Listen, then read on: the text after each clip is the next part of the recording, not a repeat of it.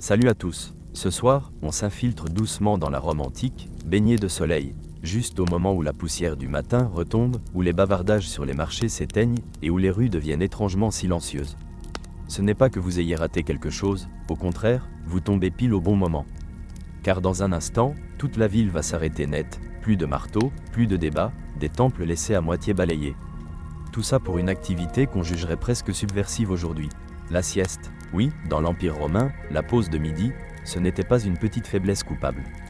C'était un devoir civique. Vous avancez sur une route pavée, les semelles de vos sandales déjà bien limées, les yeux clignotant sous l'éclat du marbre.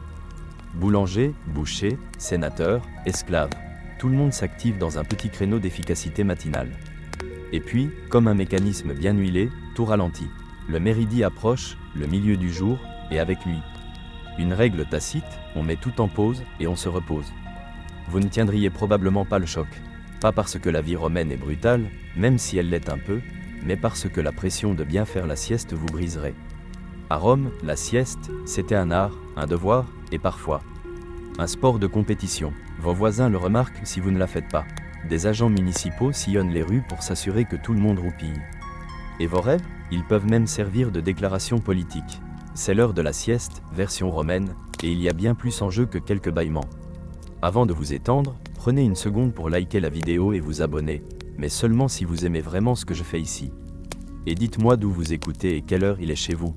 J'adore voir à quel moment vous vous connectez. Allez, tamisez la lumière, allumez un petit ventilateur si vous en avez un pour le fond sonore, et plongeons ensemble dans ce voyage. Vous errez dans le quartier de la Subure, là où l'odeur infâme de la sauce de poisson garum cède heureusement la place au pain chaud et à l'huile d'olive. À première vue, c'est le chaos éternel. Des enfants crient, les marchands hurlent, du linge goutte de toutes les fenêtres. Et pourtant, un phénomène curieux s'annonce. Le chaos se replie sur lui-même. La culture romaine est célèbre pour ses aqueducs, ses combats de gladiateurs, son droit civil. Mais on parle beaucoup moins de son obsession pour les horaires carrés. Et au cœur de cette routine millimétrée, il y a la meridiatio, la sieste de midi. Pas une fantaisie de paysans ou de riches retraités, non, un rituel institutionnalisé. Officiel, et oui, obligatoire. L'ombre du cadran solaire glisse lentement sur la patte d'un lion sculpté. Une cloche municipale sonne, douce et solennelle. Elle ne donne pas seulement l'heure. Elle ordonne à tout le monde, du poissonnier au magistrat, de s'allonger, de fermer les yeux, et de faire semblant de ne pas être en train de recalculer leurs dettes ou de ruminer leur prochain discours. Même les tribunaux ferment. Plus de procès, plus de plaidoiries, plus de négociations. La pause est non seulement respectée, elle est sacrée. Pas de feignants ici. Les Romains se lèvent tôt, leur journée de travail concentrée dans les premières heures après l'aube.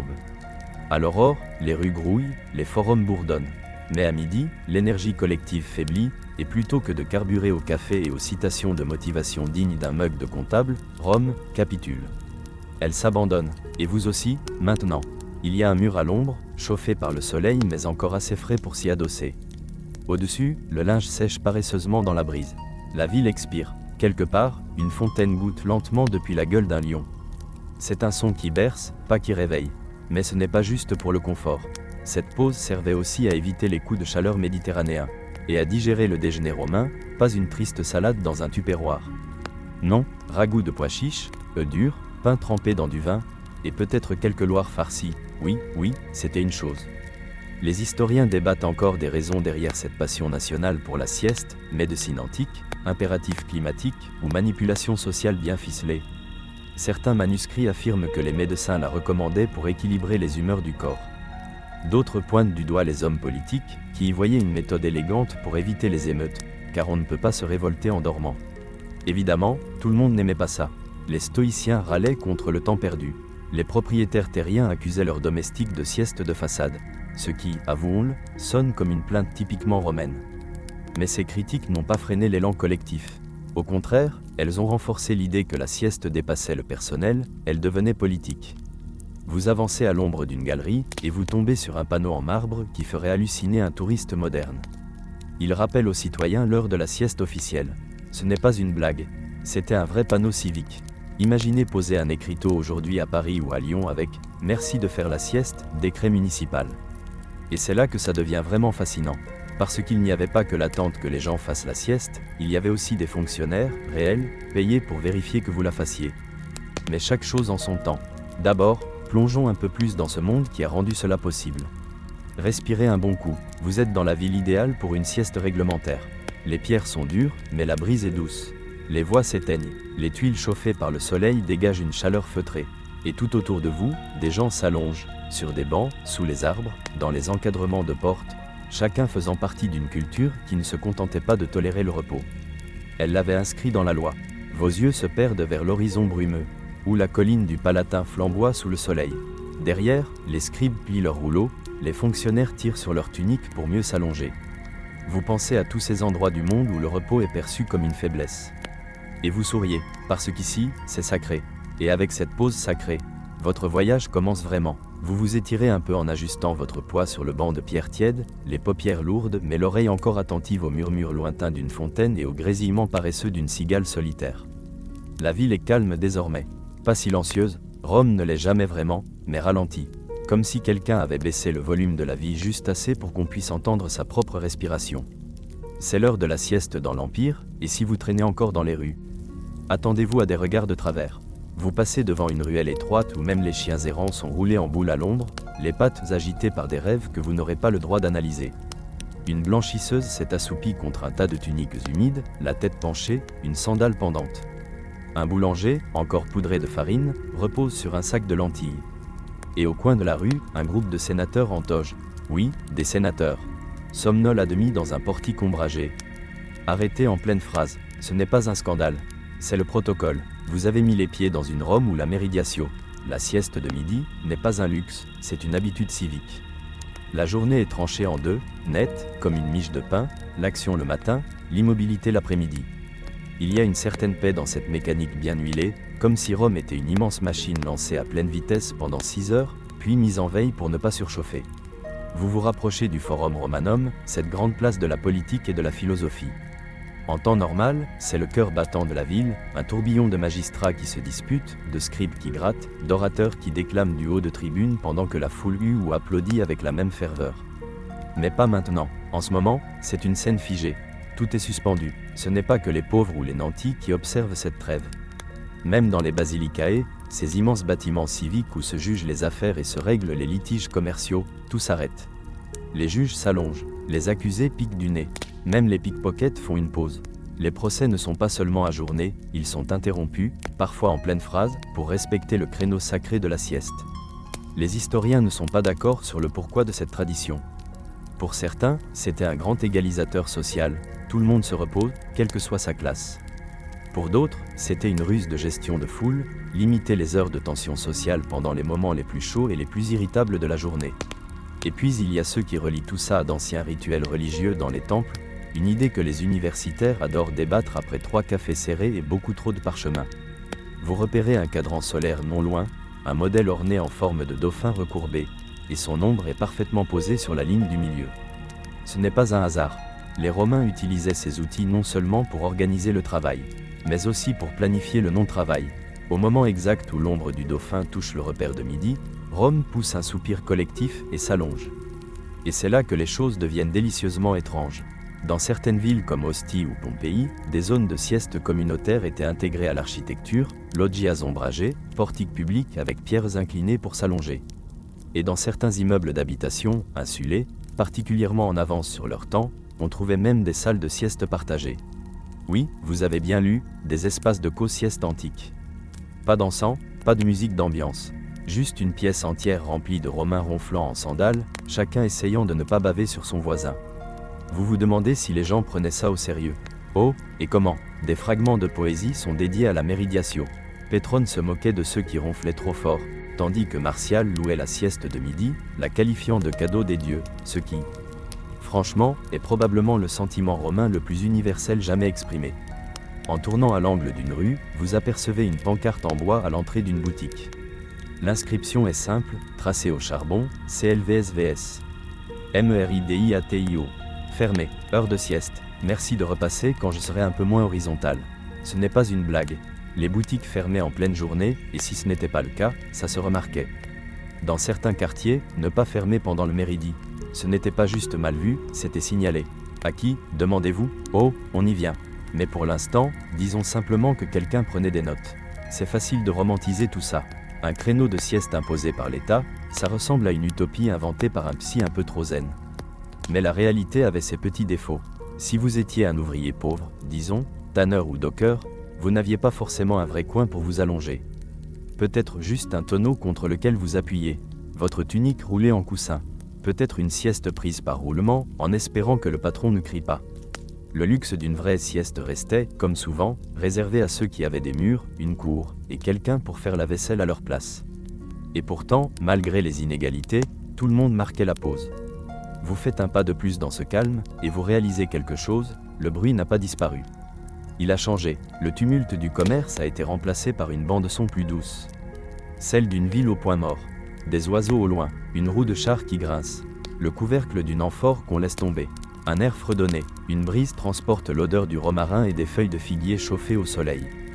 Vous entrez dans un petit jardin, un de ces patios privés où les Romains aisés se réfugient pendant les heures les plus chaudes. Sous vos pieds, une mosaïque de Neptune, un peu effacée mais toujours splendide. Un banc vous tend les bras, ombragé par un grenadier. Vous vous asseyez, peut-être juste un instant, peut-être plus. L'air vibre doucement, vous commencez à comprendre le rythme de cet endroit. Un jeune garçon passe, pieds nus, portant une couverture pliée et un panier de raisins. Il est concentré. Vous vous demandez pour qui il les apporte, un sénateur qui a besoin de raisins pour mieux s'endormir.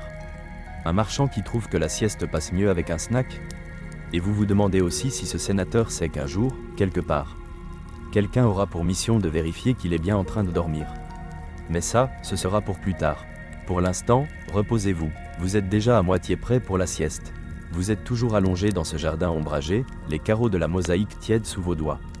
Les feuilles du grenadier frémissent au-dessus de vous, agitées par une brise si légère que vous pourriez jurer que ce n'est que votre imagination.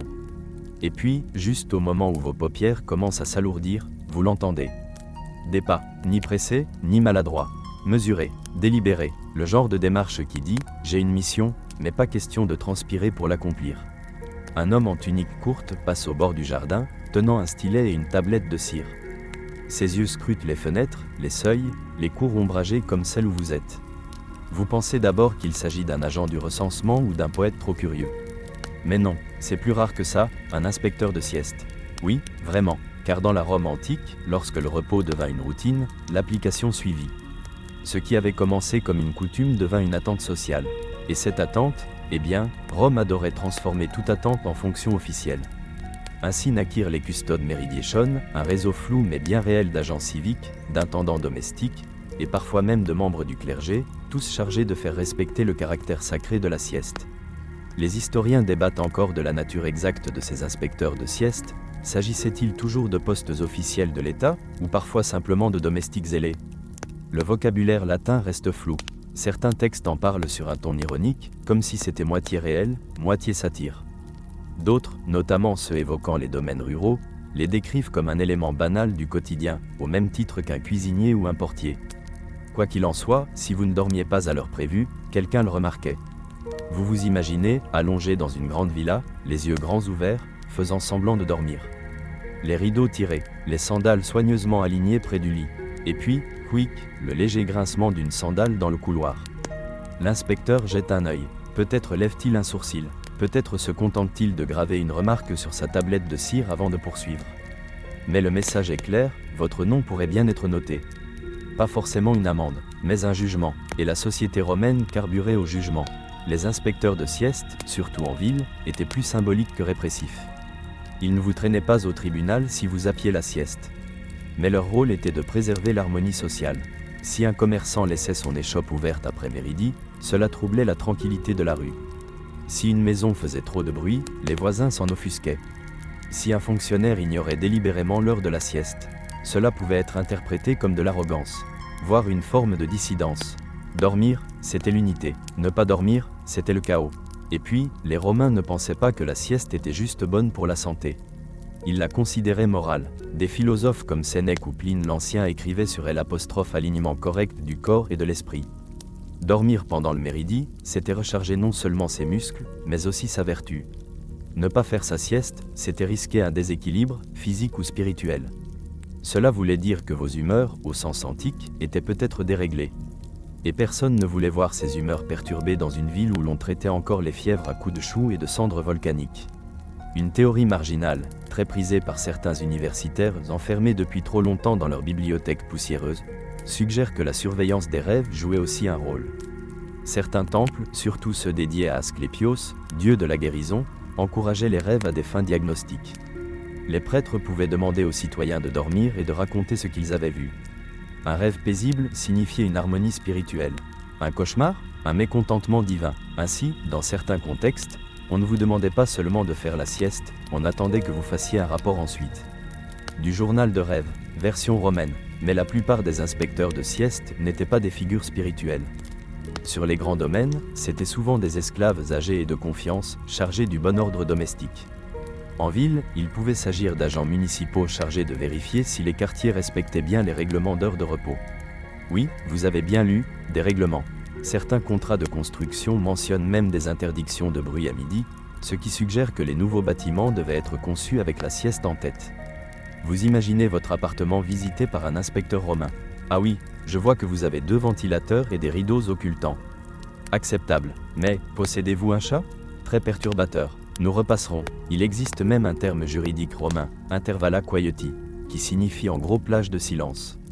Souvent invoqué dans les litiges de voisinage. L'atelier de mosaïque de votre voisin dérangeait votre sieste? Vous pouviez porter plainte, enfin, à condition que le tribunal soit ouvert. Ce qui n'était pas le cas, à cause de la sieste. Vous quittez le jardin, marchant lentement entre les colonnes couvertes de lierre. Une taberna, sorte de café romain, est fermée, une ardoise accrochée de travers à la porte, redeo post meridiem. Je reviens après la sieste. Vous sentez encore l'odeur de cumin et de vin rassis s'échapper sous la porte. Une toux se fait entendre à l'intérieur, un corps bouge, puis plus rien. Silence. L'inspecteur que vous avez aperçu plus tôt s'est arrêté sous un arbre. Il prend une note, il bâille, se frotte les yeux, et sans cérémonie, il s'allonge là, sous les branches, et rejoint les dormeurs. Inspecteur ou non, il reste un Romain. Tout le monde n'aimait pas ces inspecteurs. Certains les trouvaient indiscrets, intrusifs. Dans la poésie satirique des élites, on les moquait parfois, on les appelait les dieux de la paresse ou les percepteurs du sommeil. Une comédie grivoise mettait même en scène un personnage tentant de corrompre un inspecteur avec une figue rôtie, pour que sa maison puisse continuer à répéter une comédie musicale pendant l'heure de repos. L'inspecteur prit la figue, puis leur dit quand même d'arrêter. Mais la plupart des gens ne voyaient pas leur présence d'un mauvais œil. Au contraire, cela les rassurait. Dans une ville bruyante, stressante, imprévisible, c'était apaisant de savoir que quelqu'un veillait au respect du silence sacré. Que la sieste était défendue. Car malgré toute sa grandeur, ses conquêtes, son orgueil, le monde romain avait aussi compris la valeur d'une bonne pause. Vous vous rallongez, les yeux mi-clos, et vous écoutez le bruissement des tuniques, l'expiration douce d'une centaine de soupirs qui flottent par les fenêtres ouvertes. Une paix assurée non pas seulement par les épées ou les lois, mais par la sieste. Tu es toujours allongé sous ce grenadier imaginaire. Mais maintenant, allons un peu plus loin dans ce qui faisait le vrai génie de la culture du repos romaine, l'architecture de la sieste. Car si tu veux qu'une civilisation entière ralentisse chaque jour pendant plusieurs heures, il faut bien lui donner les moyens concrets de le faire. Et Rome, eh bien, Rome ne faisait jamais les choses à moitié. Promène-toi avec moi, maintenant, dans un vicus ombragé, une rue romaine qui n'est ni ruelle ni avenue. Les pierres sont chaudes, mais pas brûlantes, et l'air est chargé de l'odeur du pain tout juste sorti du four et de feuilles de laurier écrasées. De chaque côté, de grands immeubles appelés insulés s'élèvent comme des piles de Lego mal assortis. De l'extérieur, cela semble exigu et désordonné, avec des balcons de guingois et du linge séchant aux fenêtres. Mais à l'intérieur, c'est là que la magie opère. Le silence de midi tombe comme un rideau, et toute la structure semble expirer. Tu passes devant une porte ouverte et jettes un œil dans un cénaculum, un appartement du dernier étage. Une pièce étroite, un plafond bas, juste assez d'espace pour un tapis, une cruche d'eau, et, surtout, une fenêtre qui capte la brise de l'après-midi. Cet espace modeste est un chef-d'œuvre de refroidissement passif. Des murs épais retiennent la fraîcheur du matin et la relâchent lentement, comme un murmure, à mesure que le soleil monte. Des volets inclinés avec précision laissent entrer la lumière, mais pas la chaleur. Les historiens débattent encore pour savoir si ces étages supérieurs étaient prisés pour leur ventilation ou redoutés à cause du risque d'incendie. Quoi qu'il en soit, beaucoup de Romains gravissaient volontiers 5 étages d'escalier branlants juste pour s'effondrer dans un carré d'ombre, obéissant ainsi à l'horloge sacrée de la journée. Mais l'architecture romaine n'était pas seulement fonctionnelle, elle était spirituelle. Les villas de campagne étaient souvent construites autour d'un atrium, une cour centrale ouverte sur le ciel et entourée de colonnes. À l'heure de la sieste, c'était le cœur du repos. Imagine des sols en marbre soigneusement balayés, une fontaine murmurante au centre, et des divans disposés à l'ombre comme des pièces d'échecs somnolentes. Les riches s'y allongeaient en toge, les domestiques en tunique, et les chats de maison où bon leur semblait. Tu te retrouves à parcourir l'une de ces villas, du genre que seuls les sénateurs ou les magnats du savon pouvaient se permettre. L'air est frais, filtré par des rideaux de lin trempés dans de l'eau de rose. Quelque part, une flûte joue. Non pas un concert, juste une pratique distraite de quelqu'un trop paresseux pour dormir mais trop poli pour faire du bruit. Un scribe s'est endormi sur sa tablette de cire. Un perroquet, poliment enchaîné à son perchoir, marmonne des phrases latines apprises d'un ancien maître. Et puis, la voilà, la cubicula diurna, la chambre de jour. Oui, les Romains avaient des pièces séparées pour la sieste. Ce n'était pas leur quartier de nuit, rempli d'intimité et de rêves de gloire impériale. Non, c'étaient de petits cocons conçus pour le repos. Parfois sans fenêtre, toujours silencieux, et souvent situés près des bains ou des jardins. Certains chercheurs pensent qu'ils étaient insonorisés à l'aide de rideaux épais ou de roseaux tressés. D'autres suggèrent que leur silence provenait de murs de pierre massifs et de leur emplacement, bien à l'écart des zones les plus animées de la maison. Dans les foyers plus modestes, les coins sieste étaient improvisés. Un angle derrière un rideau, un débarras avec un tapis, un toit, si la chaleur n'était pas écrasante. Mais que tu sois sénateur ou vendeur de sandales, tu trouvais ton coin. La ville était conçue pour ça. L'ombre était prévue, les cours intérieures invitaient au calme. Les colonnes n'étaient pas seulement décoratives, elles créaient des poches d'air en mouvement, de petits tunnels de vent où le repos devenait possible. Et si tu étais dehors, loin de chez toi à l'heure de midi? Rome avait aussi prévu le coup. Littéralement, les porticus, longs couloirs couverts soutenus par des colonnades, traversaient une grande partie de la ville. Aux heures les plus chaudes, ils devenaient des zones publiques de sieste. Les citoyens s'étendaient sur des bancs, la cape sur le visage, tandis que les pigeons trottinaient autour comme des spectateurs blasés. Parfois, un garçon passait vendre du vin frais ou des gâteaux au miel, car quelle sieste serait complète sans un petit encas? Mais voici un détail charmant et étrange, certains bains publics possédaient des salles de sieste intégrées. Oui, après un bon bain chaud dans le caldarium, tu pouvais te glisser doucement dans une chambre sombre et carrelée conçue spécialement pour somnoler. Chauffées par un système de hypocauste sous les sols, ces pièces étaient comme des salons de spa antiques. Une légère odeur d'eucalyptus provenant de lampes à huile. Des échos doux, quelques ronflements polis, tu t'imagines allongé sur un banc de pierre. Une serviette sous la tête, de l'eau coulant quelque part hors de vue. Pas vraiment luxueux, mais profondément, intensément propice à la sieste. Des traces à Pompéi montrent même que des boutiques et ateliers comprenaient parfois une petite pièce privée à l'arrière. Non pas pour ranger des outils ou du grain, mais pour se reposer. Un banc de pierre, une cruche d'eau, parfois même un poème griffonné sur le plâtre, parlant de rêve ou d'amant. Dans ces espaces, le monde physique s'interrompait pour laisser l'esprit dériver. Mais autant les Romains aimaient leur architecture, ils maîtrisaient aussi l'art de cultiver l'immobilité. Des vêtements adaptés à la sieste y contribuaient, tuniques amples, sandales souples, coussins portables souvent remplis de duvet d'oie ou de paille, selon ton statut fiscal. Un écrivain romain plein d'astuces recommandait même de garder près du visage un petit pot d'eau à la lavande pour attirer l'esprit vers le bas. Tu y songes, tu penses aux Romains qui inventaient l'aromathérapie pendant que toi, tu cherches encore où tu as mis ton masque de sommeil. Tu passes devant une boulangerie au toit de chaume incliné juste comme il faut pour projeter de l'ombre sur un banc en bois. Le boulanger lui-même, taché de farine, les paupières lourdes, est recroquevillé à côté d'un panier de pain encore tiède. Tu entends le craquement léger d'une croûte lorsqu'il se tourne, à moitié endormi et probablement en train de rêver de glucides. Même les temples, ces monuments de pierre dédiés aux dieux et à la grandeur, n'y échappaient pas. Les prêtres respectaient les horaires de sieste avec autant de rigueur que ceux de la prière. Certains cultes croyaient que les dieux étaient plus enclins à murmurer des vérités pendant le repos de midi. Un sacrifice ensommeillé pouvait attirer la faveur divine, ou au moins un rêve agréable, peuplé d'oies dorées et d'amphores de vin débordantes. Et bien sûr, on ne peut pas oublier les animaux. Les chats étaient respectés comme des experts de la sieste. Mais les chiens aussi avaient leur rôle. Certains foyers entraînaient leurs chiots à dormir sur commande, roulés en boule près des sandales de leur maître, de sorte que même les ronflements étaient synchronisés. Un poète romain pleura la mort de son chien en écrivant « Il ne manquait jamais l'heure du silence et réchauffait mes pieds avec intention. » Double point. Tu t'arrêtes un moment, inspirant profondément la paix d'une ville pensée, physiquement, philosophiquement, architecturalement, pour aider les gens à ralentir. Ce n'est pas de la paresse, c'est du design, du repos intentionnel, une expiration intégrée. Tu peux presque entendre les bâtiments eux-mêmes soupirer dans leur sommeil. Alors peut-être que ce soir, lorsque tu t'allongeras dans ton lit et remonteras ta couverture jusqu'au menton, tu penseras au cubicula diurna, au cours ensoleillé, à la brise fraîche des portiques ombragés. Et tu te diras, ces anciens Romains? Ils savaient ce qu'ils faisaient. Le doux silence de l'heure de la sieste s'accroche encore à tes vêtements tandis que tu quittes lentement cette villa ombragée, l'image du cubicula diurna flottant en toi comme la douce rémanence d'un bon étirement.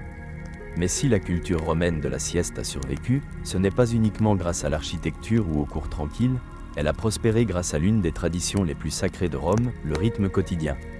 Car pour comprendre pourquoi toute une civilisation s'arrêtait chaque jour pour une sieste, il faut plonger dans la manière dont les Romains découpaient leur journée. Et pour être honnête, ce n'était pas ce qu'on pourrait appeler intuitif. Les Romains n'utilisaient pas le temps standardisé comme nous. Pas d'horloge qui égrène les minutes avec une précision robotique. À la place, ils divisaient la lumière du jour en 12 segments, les horae, allant du lever au coucher du soleil. Ce qui veut dire qu'en hiver, une heure pouvait ne durer que 45 minutes, et en été s'étirer jusqu'à 75. Oui, les heures romaines étaient flexibles. Essaie de dire à un Romain que tu as 5 minutes de retard, il lèverait les yeux vers le ciel et répondrait « Bah, c'est encore hora sexta, pas de quoi se presser ».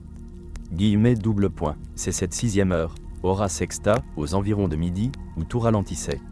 C'était l'heure de la sieste, la pause sacrée, le véritable battement de cœur de la vie quotidienne romaine. Te voilà maintenant dans le forum, et même ce centre névralgique de l'activité civique et politique semble retenir son souffle. Les étals sont recouverts de toiles, les chaises des magistrats restent vides devant les basiliques silencieuses, et quelque part, quelqu'un fait sonner une cloche, non pas pour commercer, mais pour annoncer la fermeture. Pas un grand clang, plutôt un ding discret, comme une berceuse bien élevée. Les boutiques fermaient, les tribunaux suspendaient leurs séances, les sénateurs rentraient chez eux. Même les célèbres termes romains, ces lieux bouillonnants de débats, de ragots et de remèdes douteux, se calmaient pour la sieste. Car hora sexta n'était pas simplement un moment de repos. C'était presque une mini-fête intégrée à chaque journée. Ce rythme n'était pas une option. Surtout pas si tu voulais qu'on te prenne au sérieux. Imagine proposer un débat sur la réforme fiscale pendant l'heure de la sieste. Tu serais ridiculisé dans la curie. Ou pire, contraint de rester éveillé tout seul, ce qui devait être la pire punition romaine imaginable. Et voici la partie amusante, même les horaires militaires respectaient la sieste. Les légions romaines étaient réputées pour leur rigueur. Formation de marche, discipline stricte, sandales impeccablement cirées. Mais lorsque le soleil atteignait son zénith, les commandants ordonnaient souvent une pause. Les tentes étaient montées selon des grilles parfaites, et les soldats, oui, même les centurions aguerris aux sourcils menaçants, s'adonnaient à de brèves siestes. Armure en cuir retirée, casque transformé en oreillers improvisés. Pourquoi? Parce qu'un légionnaire somnolent était un mauvais légionnaire, et qu'un centurion grincheux qui crie après les oiseaux pendant une bataille ne booste pas vraiment le moral. Les historiens débattent encore pour savoir si cette sieste militaire était uniforme dans tout l'Empire ou adaptée au climat.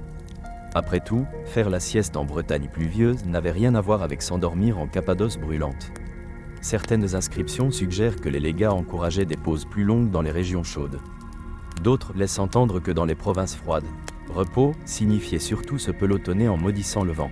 Dans la ville, si tu ne faisais pas la sieste pendant hora sexta, tu détonnais. On faisait taire les enfants. Les chars évitaient les grandes routes.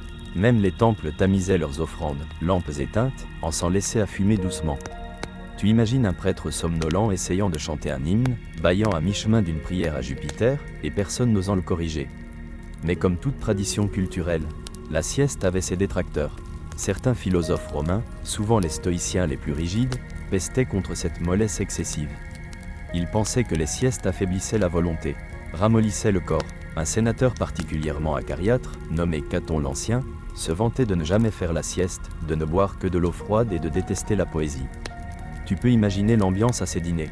Et pourtant, même les stoïciens reconnaissaient que le méridi, le milieu du jour, représentait un moment naturel de réflexion. Que tu fermes les yeux ou que tu fixes un gobelet de vin coupé d'eau, le message était le même, faire une pause.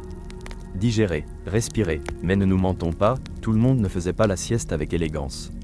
Les graffitis romains, et non, ce n'étaient pas que des gribouillis obscènes, regorgent de plaintes hilarantes sur des voisins ronflant trop fort ou des collègues paresseux feignant le sommeil pour éviter les corvées. Un mur griffonné à Ostidie, Marcus ronfle comme un porc et sent encore pire. Ce qui ressemble fort à la version antique d'un mot passif-agressif de colocataire. Même les poètes romains s'en mêlaient. Horace, ce tendre rêveur, écrivait avec amour sur le plaisir de s'allonger sous un figuier, ivre d'ombre et de vin, pendant que les autres faisaient des choses importantes. Juvénal, plus grognon que rêveur, se moquait des riches patriciens qui transformaient chaque heure en heure de sieste. Et Martial, le roi romain des piques bien sentis, disait un jour: « Si seulement tes paroles dormaient aussi bien que ta bouche après le déjeuner. » Double point. Et bien sûr, les siestes obéissaient à des rituels. De nombreux Romains prenaient un léger prandium, déjeuner, avant de se reposer.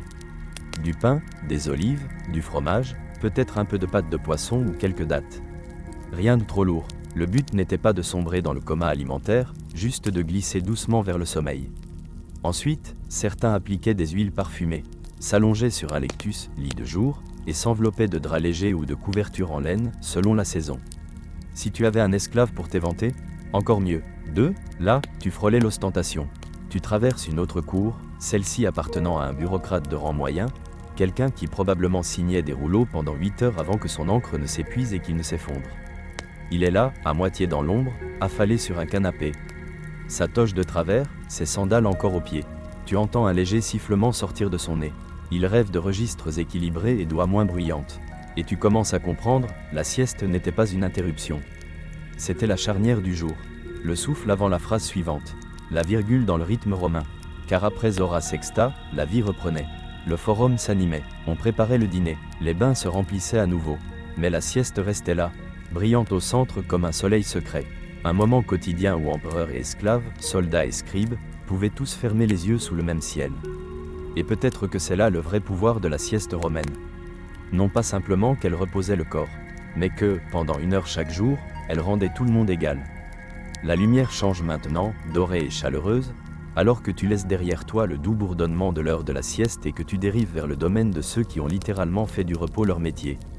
Car dans la Rome antique, la sieste n'était pas simplement une habitude personnelle. Elle faisait partie d'une norme sociale florissante, et oui, il y avait même des personnes chargées de veiller à son bon déroulement. Bienvenue dans le monde étonnamment apaisant des inspecteurs de la sieste. Soyons clairs, on ne parle pas ici d'un fonctionnaire romain déambulant avec une tablette de cire et chuchotant « chut » au forgeron bruyant.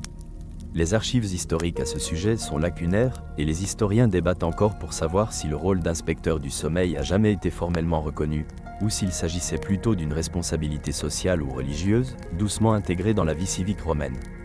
Mais certains indices laissent penser que des figures spécifiques, surtout dans les temples, les villas et l'armée, jouaient effectivement le rôle de gardiens de la paix durant les heures de repos.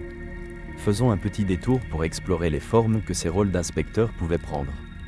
Te voilà maintenant dans l'ombre d'un Aeditius à demi endormi, un gardien de temple affecté à un petit sanctuaire suburbain dédié à Mercure.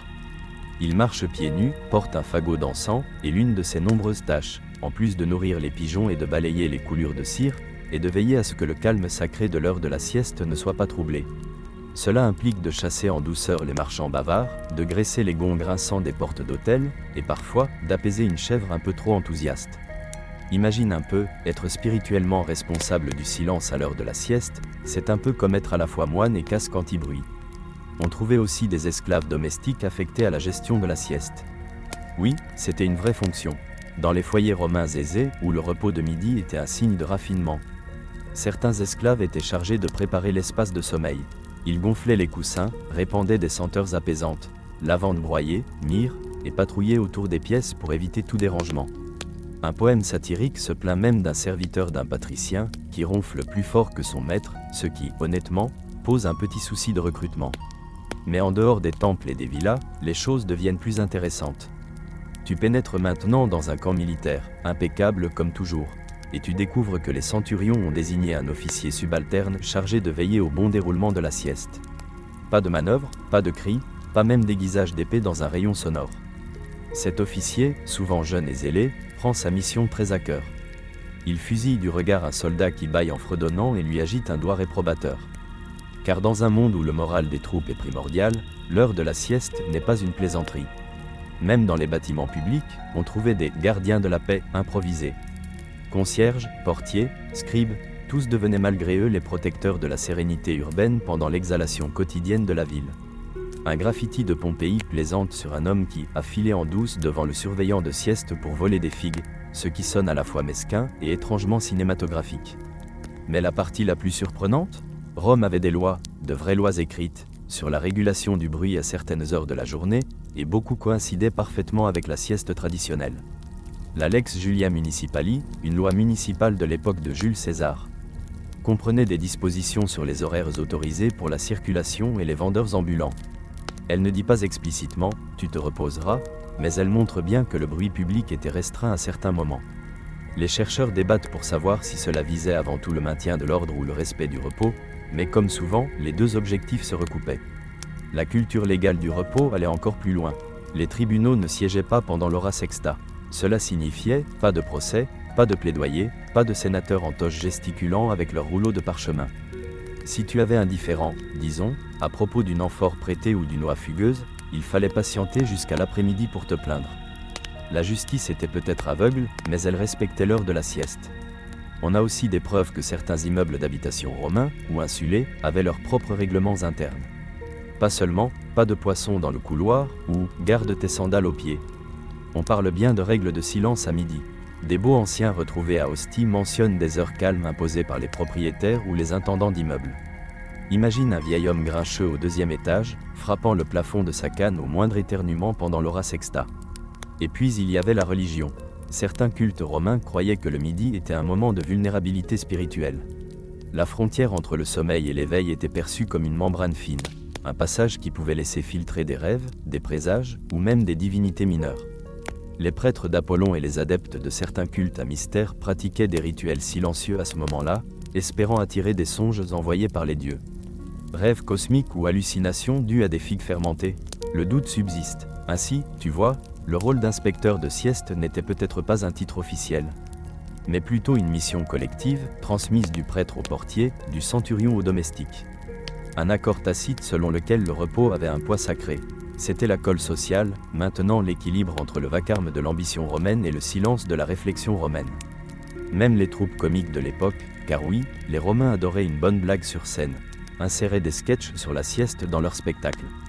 Un numéro populaire mettait en scène un tribunal du sommeil, où les citoyens pouvaient porter plainte contre ceux qui perturbaient leur repos.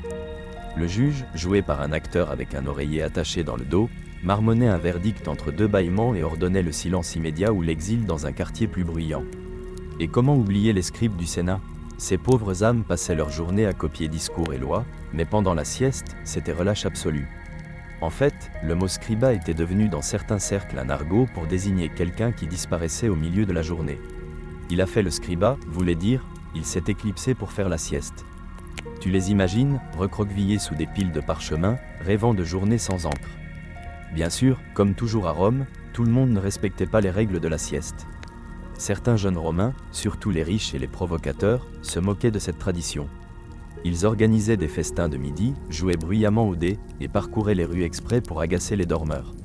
Un noble, mentionné dans une satire de Pétrone, aurait traversé le marché pendant la sieste sur un chariot rempli de perroquets bavards, pour le sport. Sans surprise, on ne le conviait pas souvent au dîner mondain. Mais malgré cela, la culture de la sieste tenait bon. Qu'elle soit protégée par des prêtres, des domestiques, des fonctionnaires municipaux ou des voisins un peu trop zélés, l'heure du repos était défendue comme un rituel sacré. Ce n'était pas juste du sommeil, c'était un pacte civique non dit, une heure de paix gagnée par 1000 voix qui avaient choisi de ne pas crier. Et franchement, alors que tu glisses doucement devant une autre cour endormie, où la brise fait bouger un rideau et où un pigeon roucoule quelque part sous les chevrons, tu ne peux t'empêcher de penser, ils avaient tout compris. Tu laisses derrière toi les cours assoupis et les zones de sieste soigneusement surveillées de la ville, pour flotter à présent dans l'univers privé des chambres romaines, les cubicula, où l'art de la sieste prenait sa forme la plus délicate et, franchement, théâtrale. Car s'il y a bien une chose que les anciens Romains savaient faire, c'était transformer même un acte aussi universel qu'une sieste en une véritable mise en scène. Dans les foyers de l'élite, la sieste de midi n'était pas qu'un simple somme rapide. C'était une performance, orchestrée avec coussins, parfums, serviteurs, et un éclairage savamment calculé. Le riche romain ne s'endormait pas tant qu'il ne descendait dans le sommeil, tel un empereur déposé sur un nuage de velours. Tes pieds s'enfoncent dans un sol en marbre frais tandis que tu entres dans l'une de ces pièces somptueuses. Les murs sont peints de rouge profond et d'or doux, une palette conçue pour te faire sentir déjà à mi-chemin du rêve. Un unique rayon de soleil traverse un rideau de lin, projetant des motifs qui semblent frémir doucement sur le sol. L'air embaume les pétales de rose écrasés et, curieusement, la cire d'abeille tiédit, vestige des chandeliers polis qui veillent sur chaque surface, comme de petits sentinelles somnolents. Et au centre de tout cela, Une couche basse, ou lectus, recouverte de couvertures en laine teinte et de drap en lin, lavée à la main par quelqu'un dont le seul rôle est de comprendre les indices de fil. Tu t'allonges, non pas parce que tu es fatigué, mais parce que la pièce elle-même te suggère que c'est ce qu'il faut faire. Mais attention, ce rituel n'était pas réservé à l'élite, même les foyers romains modestes avaient leur propre version du cubiculum. Parfois, ce n'était qu'un coin avec rideau près du foyer, ou un endroit ombragé sur le toit avec un tapis de paille et un peu de vent. Mais le désir de confort et d'intimité ? Universel. Même le boulanger le plus humble de Trastevere fronçait les sourcils devant un client de midi trop bruyant. Dans les riches demeures, la sieste était facilitée par toute une galerie de personnages qui gravitaient autour du dormeur comme des serviteurs autour d'une divinité mineure. Un esclave pouvait être chargé de choisir le parfum de sommeil idéal, peut-être du nard venu d'Inde ou un mélange de fenouil et de menthe pour apaiser la digestion. Un autre tapotait doucement une clochette miniature devant la porte pour prévenir les autres domestiques que le maître se repose. Toi, bien sûr, tu as ton serviteur personnel, appelons le Marcus Minor, dont la seule mission est d'agiter doucement un éventail en feuilles de palmier à tes pieds pour éviter qu'il ne surchauffe. Et cela ne touche même pas encore au monde de la mode du sommeil. Oui, tu as bien lu. Les Romains aisés possédaient des vêtements spécifiques pour dormir, des tuniques douces en coton finement tissé, parfois teintes en bleu pâle ou vert, couleur censée refroidir le corps. L'empereur Adrien, dit-on, possédait des robes de repos sorties uniquement après le déjeuner, et son médecin mettait en garde contre les sandales trop serrées pendant le sommeil, un conseil, avouons-le, toujours valable. Tu te demandes peut-être, à quoi rêvait-on pendant ces siestes élaborées ?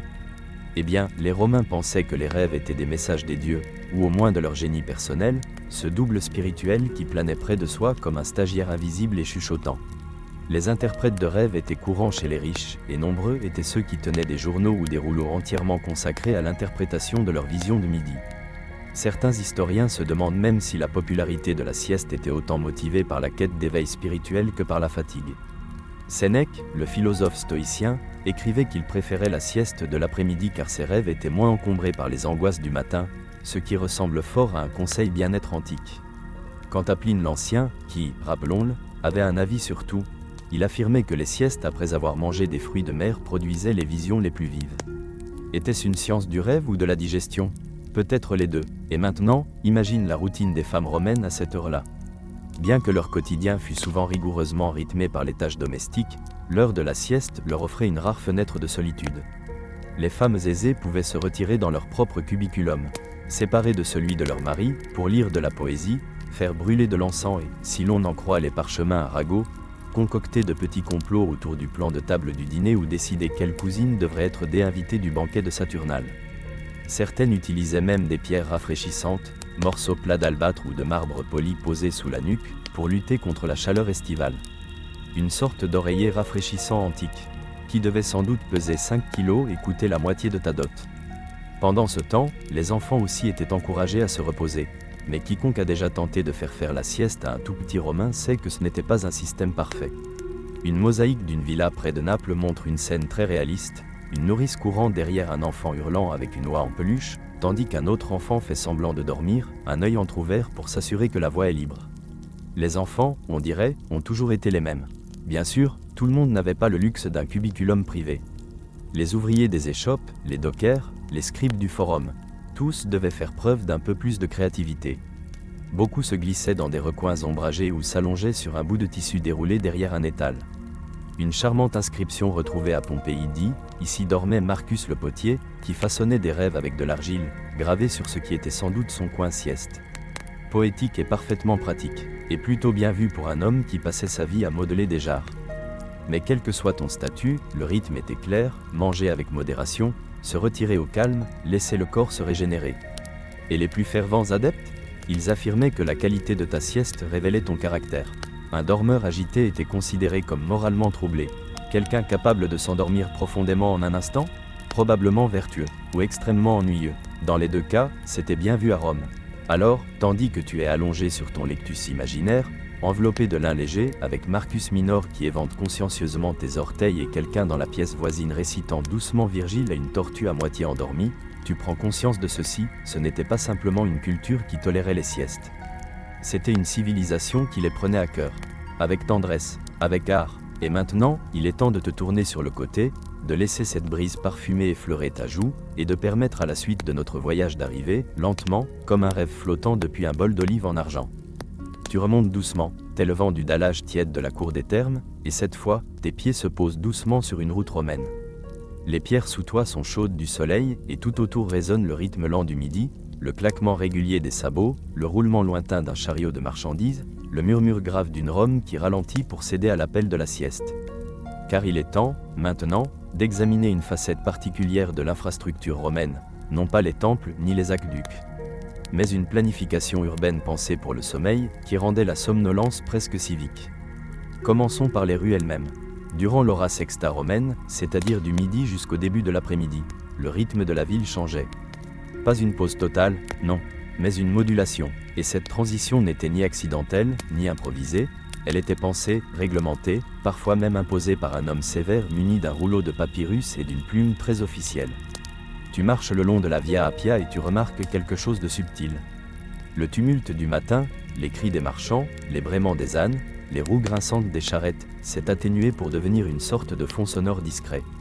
C'est parce que la loi romaine limitait certains bruits et déplacements pendant les heures de repos. Les chantiers s'arrêtaient, les annonces publiques étaient repoussées. Même les héros, qui proclamaient d'habitude les décrets sur le forum, devaient modérer leur voix. Imagine un crieur public susurrant la nouvelle taxe sur les grains impériaux. Apaisant, non? Les échoppes aussi se pliaient à cette heure sacrée. La plupart fermaient ou tamisaient leur entrée. Les artisans accrochaient de petits panneaux devant leurs boutiques, souvent ornés d'yeux sculptés à demi-clos. Boulangers, potiers, même certains voleurs bien organisés, tous respectaient cette pause. Ce n'était pas de la paresse, c'était de l'hygiène, du rythme. Rome n'avait pas d'air conditionné, et la chaleur de l'après-midi pouvait transformer toute ambition en insolation en un rien de temps. C'est là que les urbanistes intervenaient. Les historiens débattent encore pour savoir si certaines villes romaines furent conçues, en partie, pour maximiser la circulation de l'air aux heures les plus chaudes. Mais ce qui ne fait aucun doute, c'est que les arcades ombragées, les portiques couverts, et les allées bordées de colonnes n'étaient pas que décoratives. Elles étaient pratiques, elles permettaient aux promeneurs somnolents d'errer sans attraper de coups de soleil, et aux commerçants de piquer un somme discret derrière leur étal. Et il y avait les zones de sieste, non officielles, mais reconnues de tous.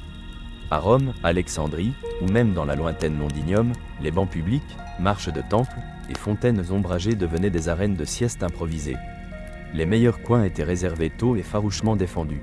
Le poète Martial se plaint même, dans un de ses écrits, qu'un poissonnier ronflait pendant toute l'heure méridienne sur mon banc préféré à la fontaine, une plainte d'une modernité presque troublante. Les plus dévoués à l'art de la sieste avaient tout un attirail, coussins portatifs, pulvini, tabourets pliants, voire de petits parasols, umbelae, non pour la pluie, mais pour créer une zone d'ombre parfaite sur le visage endormi. Certains, bien sûr, allaient plus loin, accompagnés de serviteurs chargés de les éventer ou de les réveiller doucement après exactement 1 heure. Afin que les rêves ne se transforment pas en désorientation. Et les inspecteurs du repos, les fameux inspecteurs quieti, n'étaient pas cantonnés à l'intérieur. Dans les quartiers les plus aisés, ils circulaient dans les espaces publics pendant l'heure de la sieste, veillant à ce que la tranquillité soit respectée. Si quelqu'un bavardait trop près d'un banc réputé ou grattait trop vivement sa lyre sur les marches d'un temple, l'inspecteur pouvait intervenir, poliment, mais fermement. Il existe même des mentions d'amende. Une inscription humoristique découverte près d'une place publique à Éphèse dit « Ne dérange pas les dormeurs, de peur d'être puni d'un pain et d'un sermon ». Qu'elle soit littérale ou une très vieille blague de père, le message était limpide, le silence est d'or, surtout entre midi et 3 heures. Évidemment, tout le monde n'adhérait pas à cette pause sacrée. Certains hommes d'affaires se plaignaient que l'heure de la sieste ralentissait le commerce. Le profit dort quand la ville dort, écrivait un scribe au style nerveux. Mais d'autres voyaient la sagesse derrière la tradition. La sieste n'était pas un signe de mollesse, c'était une marque de maîtrise de soi, d'écoute du corps, d'obéissance aux lois de la nature. Une vertu stoïcienne, en quelque sorte. Allons maintenant faire un tour dans un des marchés les plus animés de Rome, disons, le Forum Boarium, près du Tibre. Tôt le matin, c'est la cohue, des animaux, des cris, des tintements de pièces. Mais à midi, même les bœufs paraissent somnolents. Les vendeurs s'appuient contre les colonnes de marbre, la tête tombante. L'un ronfle sur un tas de lentilles. Une autre s'évente le visage avec une feuille de chou. Un groupe de vieillards est affalé sur des caisses, feignant de débattre du prix du garum, mais attendant en réalité que le soleil passe. Et voici qu'émerge une délicieuse particularité culturelle. Les Romains avaient un concept appelé otium, qu'on pourrait traduire par loisir ou temps libre. Mais il ne s'agissait pas de fainéantis. Le Botium était un repos productif, un état mental propice à la poésie, à la réflexion, à griffonner quelques vers d'épopée que personne ne lirait jamais. Dormir, surtout dans un lieu public ombragé, relevait pleinement de cette idée. Tu ne faisais pas que t'allonger, tu participais au rythme de Rome. Un sénateur, dit-on, tenait ses réunions les plus importantes pendant l'heure de la sieste. Allongé sur une banquette basse dans son atrium, il invitait ses hôtes à s'étendre à ses côtés. Il parlait doucement, à l'ombre des oliviers, bercé par le clapotis d'une fontaine proche et le bourdonnement paresseux des abeilles. Des décisions étaient prises, des politiques imaginées, tout cela à l'horizontale. Même les animaux urbains s'adaptaient à cette pose. Les chats s'enroulaient dans les fours des potiers, les chiens s'étendaient sous les chariots. Les oiseaux, vaincus par la chaleur et l'ennui, battaient moins des ailes. La sieste de midi n'était pas une indulgence humaine. C'était un accord interespèces. Et maintenant, tu poursuis ta marche sur une ruelle plus calme, bordée de figuiers et de cordes à linge. Tu passes devant la porte d'un boulanger, il est affaissé sur son tabouret, les bras encore poudrés de farine, la tête reposant sur un sac de blé. Derrière lui, un pain à moitié levé dort aussi, abandonné sur la table. Il y reviendra bientôt, revitalisé par 20 minutes de calme absolu. Et ainsi, toute la ville se régénère. Non par la caféine, mais par le silence, par la douceur, par cette compréhension partagée que le monde tourne mieux lorsqu'on s'allonge un peu et qu'on laisse le soleil passer. Alors tu trouves ton propre banc. Il est chaud, mais à l'ombre. Une brise légère fait danser une mèche de tes cheveux. Au loin, on entend le murmure d'une berceuse siffler sur un balcon. Tu t'adosses, fermes les yeux, et tu fais la sieste à la romaine, fièrement. Publiquement, et avec la certitude tranquille que, dans cette ville, le repos n'est pas une faiblesse. Tu remontes doucement, t'élevant du dallage tiède de la cour des Thermes, et cette fois, tes pieds se posent doucement sur une route romaine. Les pierres sous toi sont chaudes du soleil, et tout autour résonne le rythme lent du midi, le claquement régulier des sabots, le roulement lointain d'un chariot de marchandises, le murmure grave d'une Rome qui ralentit pour céder à l'appel de la sieste. Car il est temps, maintenant, d'examiner une facette particulière de l'infrastructure romaine, non pas les temples ni les aqueducs, mais une planification urbaine pensée pour le sommeil qui rendait la somnolence presque civique. Commençons par les rues elles-mêmes. Durant l'hora sexta romaine, c'est-à-dire du midi jusqu'au début de l'après-midi, le rythme de la ville changeait. Pas une pause totale, non, mais une modulation, et cette transition n'était ni accidentelle, ni improvisée, elle était pensée, réglementée, parfois même imposée par un homme sévère muni d'un rouleau de papyrus et d'une plume très officielle. Tu marches le long de la Via Appia et tu remarques quelque chose de subtil. Le tumulte du matin, les cris des marchands, les braiements des ânes, les roues grinçantes des charrettes, s'est atténué pour devenir une sorte de fond sonore discret. C'est parce que la loi romaine limitait certains bruits et déplacements pendant les heures de repos. Les chantiers s'arrêtaient, les annonces publiques étaient repoussées. Même les héros, qui proclamaient d'habitude les décrets sur le forum, devaient modérer leur voix. Imagine un crieur public susurrant la nouvelle taxe sur les grains impériaux. Apaisant, non, les échoppes aussi se pliaient à cette heure sacrée. La plupart fermaient ou tamisaient leur entrée. Les artisans accrochaient de petits panneaux devant leurs boutiques, souvent ornés d'yeux sculptés à demi-clos. Boulangers, potiers, même certains voleurs bien organisés, tous respectaient cette pause. Ce n'était pas de la paresse, c'était de l'hygiène, du rythme. Rome n'avait pas d'air conditionné, et la chaleur de l'après-midi pouvait transformer toute ambition en insolation en un rien de temps. C'est là que les urbanistes intervenaient. Les historiens débattent encore pour savoir si certaines villes romaines furent conçues, en partie, pour maximiser la circulation de l'air aux heures les plus chaudes. Mais ce qui ne fait aucun doute, c'est que les arcades ombragées, les portiques couverts, et les allées bordées de colonnes n'étaient pas que décoratives. Elles étaient pratiques. Elles permettaient aux promeneurs somnolents d'errer sans attraper de coups de soleil, et aux commerçants de piquer un somme discret derrière leur étal. Et il y avait les zones de sieste, non officielles, mais reconnues de tous.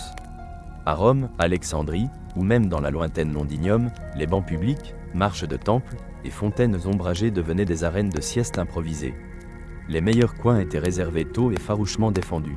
Le poète Martial se plaint même, dans un de ses écrits, qu'un poissonnier ronflait pendant toute l'heure méridienne sur mon banc préféré à la fontaine, une plainte d'une modernité presque troublante. Les plus dévoués à l'art de la sieste avaient tout un attirail, coussins portatifs, pulvini, tabourets pliants, voire de petits parasols, umbelae, non pour la pluie, mais pour créer une zone d'ombre parfaite sur le visage endormi. Certains, bien sûr, allaient plus loin, accompagnés de serviteurs chargés de les éventer ou de les réveiller doucement après exactement 1 heure. Afin que les rêves ne se transforment pas en désorientation. Et les inspecteurs du repos, les fameux inspecteurs Chieti, n'étaient pas cantonnés à l'intérieur. Dans les quartiers les plus aisés, ils circulaient dans les espaces publics pendant l'heure de la sieste, veillant à ce que la tranquillité soit respectée. Si quelqu'un bavardait trop près d'un banc réputé ou grattait trop vivement sa lyre sur les marches d'un temple, l'inspecteur pouvait intervenir, poliment, mais fermement. Il existe même des mentions d'amende. Une inscription humoristique découverte près d'une place publique à Éphèse dit « Ne dérange pas les dormeurs, de peur d'être puni d'un pain et d'un sermon ». Qu'elle soit littérale ou une très vieille blague de père, le message était limpide, le silence est d'or, surtout entre midi et 3 heures. Évidemment, tout le monde n'adhérait pas à cette pause sacrée. Certains hommes d'affaires se plaignaient que l'heure de la sieste ralentissait le commerce. Le profit dort quand la ville dort, écrivait un scribe au style nerveux. Mais d'autres voyaient la sagesse derrière la tradition. La sieste n'était pas un signe de mollesse, c'était une marque de maîtrise de soi, d'écoute du corps, d'obéissance aux lois de la nature. Une vertu stoïcienne, en quelque sorte. Allons maintenant faire un tour dans un des marchés les plus animés de Rome, disons, le Forum Boarium, près du Tibre. Tôt le matin, c'est la cohue, des animaux, des cris, des tintements de pièces. Mais à midi, même les bœufs paraissent somnolents. Les vendeurs s'appuient contre les colonnes de marbre, la tête tombante. L'un ronfle sur un tas de lentilles. Une autre s'évente le visage avec une feuille de chou. Un groupe de vieillards est affalé sur des caisses, feignant de débattre du prix du garum, mais attendant en réalité que le soleil passe. Et voici qu'émerge une délicieuse particularité culturelle. Les Romains avaient un concept appelé otium, qu'on pourrait traduire par loisir ou temps libre. Mais il ne s'agissait pas de fainéantise. Le otium était un repos productif, un état mental propice à la poésie, à la réflexion, à griffonner quelques vers d'épopée que personne ne lirait jamais. Dormir, surtout dans un lieu public ombragé, relevait pleinement de cette idée. Tu ne faisais pas que t'allonger, tu participais au rythme de Rome. Un sénateur, dit-on, tenait ses réunions les plus importantes pendant l'heure de la sieste. Allongé sur une banquette basse dans son atrium, il invitait ses hôtes à s'étendre à ses côtés. Il parlait doucement, à l'ombre des oliviers, bercé par le clapotis d'une fontaine proche et le bourdonnement paresseux des abeilles. Des décisions étaient prises, des politiques, imaginées, tout cela, à l'horizontale. Même les animaux urbains s'adaptaient à cette pose. Les chats s'enroulaient dans les fours des potiers, les chiens s'étendaient sous les chariots. Les oiseaux, vaincus par la chaleur et l'ennui, battaient moins des ailes. La sieste de midi n'était pas une indulgence humaine. C'était un accord interespèces. Et maintenant, tu poursuis ta marche sur une ruelle plus calme, bordée de figuiers et de cordes à linge. Tu passes devant la porte d'un boulanger, il est affaissé sur son tabouret, les bras encore poudrés de farine, la tête reposant sur un sac de blé. Derrière lui, un pain à moitié levé dort aussi, abandonné sur la table.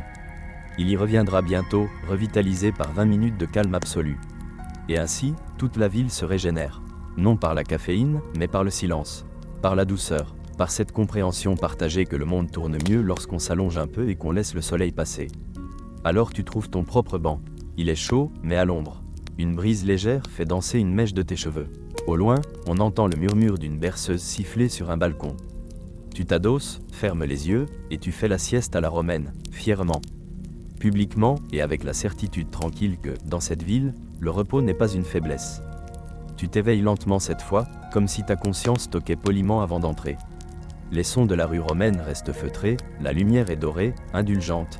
Mais te voilà à nouveau à l'intérieur, cette fois dans l'intimité tranquille d'une modeste maison romaine, une domus. Car soyons honnêtes, tout le monde ne faisait pas la sieste dans un atrium de marbre ou les vastes thermes publics.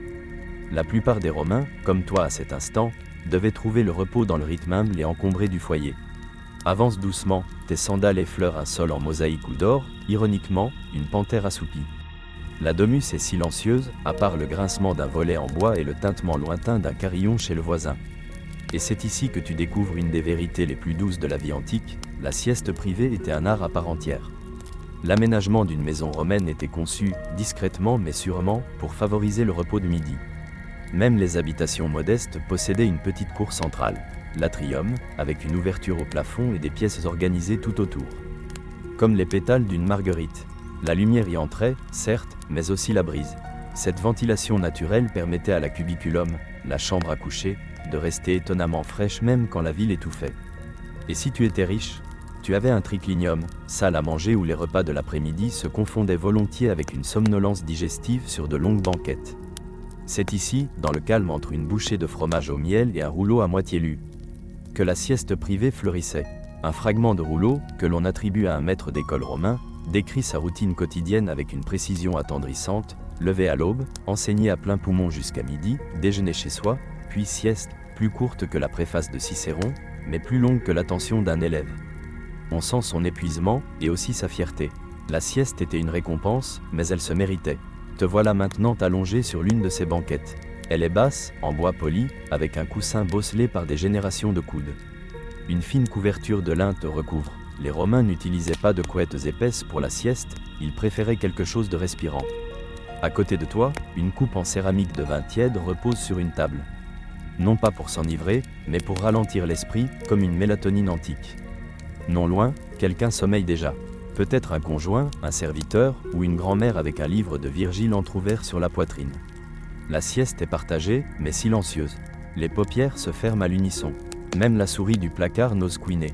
Les historiens débattent encore pour savoir si les Romains considéraient ces siestes comme sacrées ou simplement pratiques. On trouve des inscriptions les appelant « l'heure de l'âme » et d'autres les qualifiant de « retard nécessaire ». Mais tous s'accordent sur un point: rater sa sieste, c'était idiot. Ou, si l'on était dramatique, tragique. Même les esclaves domestiques et les ouvriers y avaient droit. Oui, le système romain était dur, hiérarchisé, souvent brutal. Mais l'heure de la sieste était l'un des rares moments où presque tout le monde, quel que soit son statut, pouvait faire une pause. Dans certaines maisons, les cuisiniers s'étendaient à même le sol de la cuisine entre deux préparations. Les jardiniers utilisaient des tas de feuillage comme oreillers improvisés. Même le chien de garde roupillait, la queue frémissante dans un rêve paresseux de saucisses volées. Et maintenant, tu glisses dans un autre pan de ce monde, les rituels de la chambre. Les Romains ne s'écroulaient pas simplement sur un lit. Ils avaient leur routine. D'abord, on retirait les sandales. Ensuite, on desserrait la tunique, ou on la troquait contre une version plus douce, en lin ou en laine fine. Certains changeaient même de lieu, quittant le lit principal pour une banquette de sieste, près d'une fenêtre ombragée. Il y avait des positions de repos préférées aussi. Dormir sur le côté était courant, et certains se recroquevillaient légèrement en position fétale, comme le décrivait Galien, le célèbre médecin. Le corps se repose au mieux, écrivait-il, lorsqu'il est replié comme un chat endormi. Double point. À propos de Galien, les recommandations médicales sur la sieste ne manquaient pas. Dormir trop longtemps, c'était risquer un sang paresseux. Pas assez, et le cerveau restait en surchauffe. Les médecins recommandaient exactement 1 heure. Ni plus, ni moins. Pour s'aider, certains utilisaient des horloges à eau, clepsydrae, pour se minuter, laissant le doux ploc-ploc de l'eau marquer la descente et la remontée du sommeil.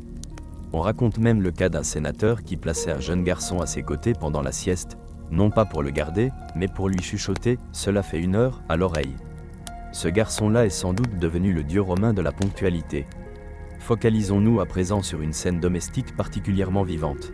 Tu es allongé dans une villa romaine, juste à l'extérieur de Pompéi, dans une ville côtière si calme que le seul mouvement visible est celui du soleil glissant lentement sur les carreaux. Un esclave te ventile mollement avec des palmes tressées. Tu n'es pas riche, mais aujourd'hui, tu fais semblant de l'être. Dans le jardin, quelqu'un s'exerce à la flûte, mal. Une odeur de romarin flotte depuis la cuisine, et au loin, un voisin crie sur une oie. Et puis, le silence. Tu rêves doucement. Peut-être que tu vogues sur le Tibre. Peut-être que tu assistes à une course de chars, mais où tout le monde se déplace au ralenti et où les chevaux ressemblent étrangement à ta chèvre d'enfance. Les rêves n'avaient pas à avoir du sens. Ils devaient simplement être doux. Quand tu te réveilles, il n'y a pas de réveil. Juste un courant d'air, l'étirement de tes orteils, et la maison qui reprend doucement vie. Quelqu'un balaie, une coupe se remplit, un bébé gémit dans la pièce d'à côté.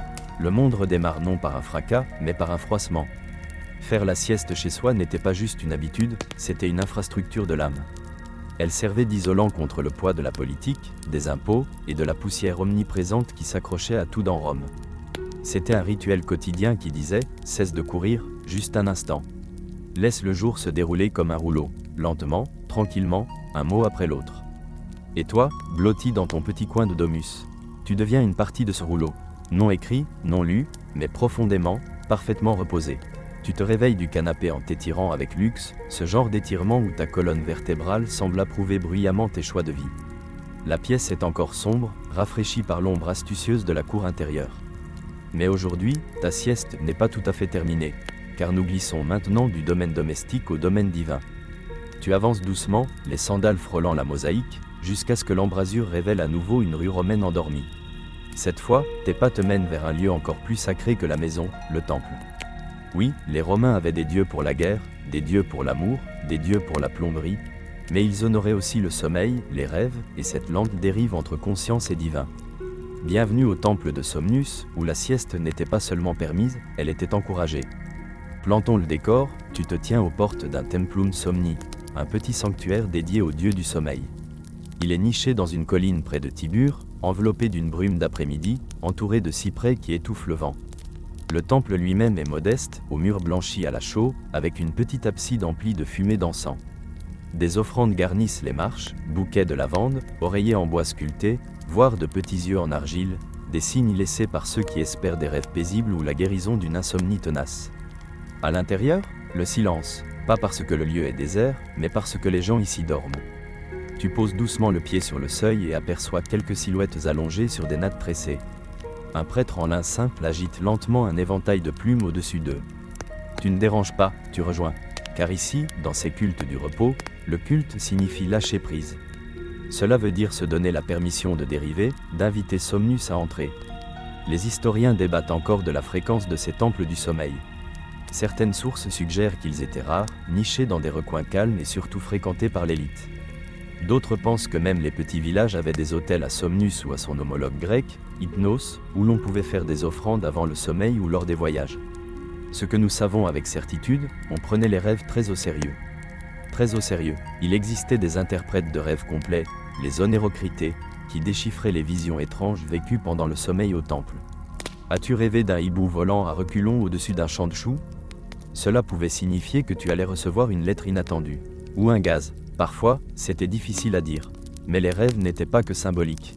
Dans certains temples, les rêves étaient diagnostiques. Tu venais y dormir spécifiquement dans l'espoir de recevoir un rêve du dieu ou de la déesse, qui te prodiguait un conseil médical. On appelait cela l'incubation, un rituel formel et respecté. Certains temples prescrivaient des régimes alimentaires précis avant la sieste, ni ail, ni vin, beaucoup d'herbes. D'autres comportaient des bains rituels ou des jeûnes pour purifier le corps avant le rêve. Le temple d'Asclépios à Rome possédait une annexe entière dédiée au sommeil des rêves. Tu t'allongeais dans un espace sacré, inhalais des huiles de pavot et de myrrhe, et espérais que le dieu te visiterait en songe pour te suggérer un remède, applique des écailles de poisson sur le genou ou évite les haricots pendant 3 jours. Très précis, un peu étrange, inexplicablement apaisant. Tu t'allonges maintenant sur une natte douce, la tête reposant sur une légère pente rembourrée de laine. Un prêtre t'offre un petit tissu imbibé d'huile de lavande et de fenouil. Tu le poses sur ton front. La pièce sent le jardin au crépuscule. Quelqu'un murmure doucement dans son sommeil non loin. C'est presque assez pour te faire oublier que tu es dans un lieu de culte actif. Mais c'est bien là la beauté des choses. Les Romains ne cloisonnaient pas le repos comme quelque chose de séparé de la religion. Le sommeil était une sorte de communion, un acte sacré qui permettait au corps et à l'esprit de se réaligner. Dans un monde bourdonnant d'orateurs, de courses de chars et d'impôts imminents, les temples du sommeil offraient un rare cadeau, le silence autorisé. Et Somnus lui-même, on le représentait non pas comme terrifiant ou froid, mais doux. Un jeune homme aux ailes aux tempes et au manteau saupoudré de pétales de pavot. Il vivait, selon les récits, dans une grotte où jamais le soleil ne brillait et où aucun coq ne chantait jamais. La rivière l'été, celle de l'oubli, coulait à proximité. Même les dieux, disait-on, entraient silencieusement quand ils avaient besoin de repos. Un petit mythe raconte qu'un sénateur tenta de soudoyer un prêtre de Somnus pour s'assurer un rêve où il gagnerait son procès. Le prêtre, bien sûr, refusa. Somnus ne se laissait pas acheter. Il n'était pas qu'un dieu, il était un égalisateur. Un rappel que même les empereurs bavaient dans leur sommeil. Maintenant, niché dans ce silence, tu sens ton corps commencer à flotter à nouveau. Peut-être est-ce l'encens, peut-être la pierre chaude sous toi. Ou peut-être, juste peut-être, Somnus a remarqué ta présence. Tu sens l'air changer autour de toi, comme la frontière d'un rêve. Tout s'adoucit. Un prêtre passe à pas de loup, pieds nus, tenant un petit rouleau. Elle note les détails du rêve de quelqu'un d'autre. Tu attrapes un fragment, volé à travers des figues, puis atterris sur le dos d'une chèvre. Guillemets double point. Terriblement relatable. Dans une autre pièce du temple, une harpe douce se met à jouer. 5 notes, peut-être 6, avant de s'évanouir dans le silence. Le son résonne comme un souvenir. Dehors, le vent dans les arbres ressemble étrangement à un soupir de soulagement. Et soudain, tu te souviens d'une chose importante. Les Romains ne faisaient pas la sieste parce qu'ils étaient paresseux. Ils la faisaient parce qu'ils savaient vivre en cycle. Le repos n'était pas une pause, c'était un retour. Une spirale vers soi, vers l'équilibre, vers le centre de la roue. Le temple s'efface doucement autour de toi, comme un rêve qui se dissipe à la lumière de l'aube. Mais la paix qu'il a offerte, elle persiste, même maintenant. Tu te lèves doucement à l'ombre du temple et reviens à l'agitation de midi dans Rome, l'air désormais chaud et vibrant d'activité. La ville semble différente après ce calme, comme si tu venais de quitter un monde secret, enfermé dans une bulle d'immobilité. Mais la vie continue, et l'art de la sieste, officiel ou privé, continue de tisser son fil invisible à travers les routines quotidiennes des Romains. Aujourd'hui, ton chemin te mène vers un autre lieu de repos. Les thermes, ou bains publics. Ce n'étaient pas seulement des endroits pour se laver de la poussière et des potins, c'étaient des centres sociaux où les Romains faisaient la sieste, parlaient, mangeaient et faisaient. Eh bien d'autres choses que se baigner. Tu entres dans ce vaste complexe, la vapeur s'échappant des bassins chauds, et un léger parfum d'huile d'olive et d'herbe se mêlant à l'air tiède. Les sols sont en marbre lisse, frais sous les pieds, et le bruit de l'eau qui coule se mêle aux conversations douces. Tu remarques des gens allongés sur des bancs, les yeux fermés, certains tapotant doucement des doigts en rythme avec une mélodie que seul leur esprit entend. Les thermes étaient des lieux de douce indulgence, un environnement parfait pour une sieste réparatrice. Les Romains fortunés pouvaient s'allonger sur des dalles de marbre ou des coussins moelleux, tandis que d'autres se reposaient sur des bancs en bois dans des alcôves plus calmes. Bains et sieste se fondaient harmonieusement, comme si la chaleur de l'eau invitait le corps à la détente et l'esprit à s'évader. Un détail amusant, certains bains publics avaient des zones de sieste désignées, avec des fauteuils rembourrés et des gardiens dont la mission était d'assurer le calme. Imagine une version romaine d'un maître-nageur somnolent, sauf que chuchoté plus fort. L'idée était de créer des sanctuaires de tranquillité au cœur de l'effervescence. Et la nourriture ? Oh oui, de petites collations étaient souvent prises avant ou après la sieste. Dattes, noix, vin doux au miel. L'équivalent antique de ton thé et biscuits de l'après-midi, mais avec un style plus toge. Pourtant, ce n'était pas qu'une histoire de luxe. Les bains servaient aussi de clinique de santé informelle. Les médecins recommandaient de tremper dans l'eau chaude pour détendre les muscles avant une courte sieste, aidant à soigner des maux comme l'insomnie ou la lenteur digestive. Un docteur suggérait même une routine alternant bain froid et chaud suivi d'un repos pour équilibrer les humeurs, une sorte d'hydrothérapie et cocktail de sommeil antique. Les historiens débattent encore pour savoir si l'usage généralisé des siestes dans les thermes contribuait à prolonger la durée de vie des Romains ou n'était qu'une illusion d'immortalité bien reposée pour l'élite. Quoi qu'il en soit, ce rituel perdurait à travers toutes les classes sociales, témoignant de l'approche pragmatique des Romains envers le repos. Maintenant, imagine-toi dérivant doucement sur un banc de marbre baigné de soleil, la chaleur pénétrant ta peau, l'écho léger de l'eau éclaboussant un rythme apaisant. Non loin, un poète récite doucement, ses mots coulant comme un ruisseau tranquille pendant que tu glisses entre conscience et sommeil. Le bain avait même sa propre étiquette subtile pour la sieste. Le ronflement était poliment ignoré ou attribué aux dieux communicants, surtout lorsque les ronflements ressemblaient à un tonnerre lointain. En revanche, rêver à voix haute était mal vu, sauf si tu voulais recevoir un léger coup de coude d'un ami ou un sourire amusé d'un philosophe voisin. Et puis il y avait la robe de sieste, un manteau léger porté spécifiquement pour signaler « Je me repose, merci de ne pas déranger ». Si tu l'oubliais, tu risquais d'être réveillé par un inconnu bien intentionné désireux de débattre Cicéron ou le dernier combat de gladiateurs. En fait, certains poètes et écrivains romains chantaient les louanges des siestes au terme, les décrivant comme des moments de transcendance, quand le corps s'évade brièvement du bruit de la ville et que l'âme écoute sa propre musique silencieuse. Une histoire amusante raconte qu'un sénateur s'endormit si profondément dans les bains qu'il manqua une réunion politique cruciale. Ses amis plaisantaient en disant que les seules lois qu'il appliquerait ce jour-là seraient celles du sommeil et du confort. Toi, cependant, tu te réveilles doucement, comme si tu avais flotté au rythme d'une berceuse d'une heure. Le monde reprend nettement forme, le marbre redevient frais, les voix montent. Les bains reprennent leur rythme animé.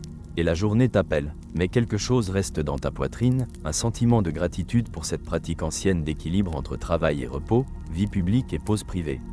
Rome est peut-être une ville de bruit et d'ambition, mais ici, dans ces recoins tranquilles, l'art de la sieste t'enseigne une vérité simple, même les vies les plus occupées ont besoin de moments pour s'arrêter, respirer et simplement être. La chaleur des thermes colle encore doucement à ta peau alors que tu quittes le marbre et la brume pour t'avancer vers un décor plus humble et plus tranquille, les rues animées du marché de la Rome antique. Ici, la symphonie de la vie quotidienne bourdonne à un rythme régulier, les marchands crient leurs marchandises, le cliquetis des charrettes résonne, et le léger parfum du pain chaud se mêle à la senteur piquante des herbes. Tu serpentes entre les étals chargés de figues fraîches, d'olives et de miel sauvage. Mais aujourd'hui, ta quête n'est ni la nourriture ni le troc. Tu cherches quelque chose de plus subtil, les rythmes du repos tissés au cœur des heures les plus agitées de la cité. Il s'avère que même sur le marché, les anciens Romains trouvaient des poches de calme, des moments volés pour se reposer avant de replonger dans la mêlée. Imagine un marchand, un homme à la peau tannée par le soleil, vêtu d'une tunique de laine, qui, après avoir vigoureusement vanté ses textiles et poteries, se glisse derrière une pile de caisses. Il s'assoit, jambes étirées, tête rejetée en arrière, et ferme les yeux un instant, juste assez pour se ressourcer avant la prochaine ronde de cris avec les clients. Petit détail rigolo, certains étals de marché cachaient de petits coussins ou tapis, discrètement placés, destinés précisément à ces micro-siestes, une astuce ingénieuse face au rythme effréné de Rome. Pas officiellement autorisé, mais diablement efficace. Tu peux presque entendre le bourdonnement de la ville s'estomper tandis que le marchand respire lentement. Les cris aigus des vendeurs et acheteurs s'adoucissant en arrière-plan. Un chien errant se pelotonne non loin, partageant cet instant de paix. Les historiens débattent encore pour savoir si ces pauses furtives sur le marché étaient socialement acceptées ou discrètement mal vues. Certains auteurs antiques dépeignent ces marchands somnolents comme paresseux ou naïfs, tandis que d'autres suggèrent un respect à contre-cœur pour leur capacité à grappiller quelques instants de repos au milieu du chaos. Pendant ce temps, les artistes de rue et musiciens, ces infatigables amuseurs, avaient leur propre rituel secret pour se reposer.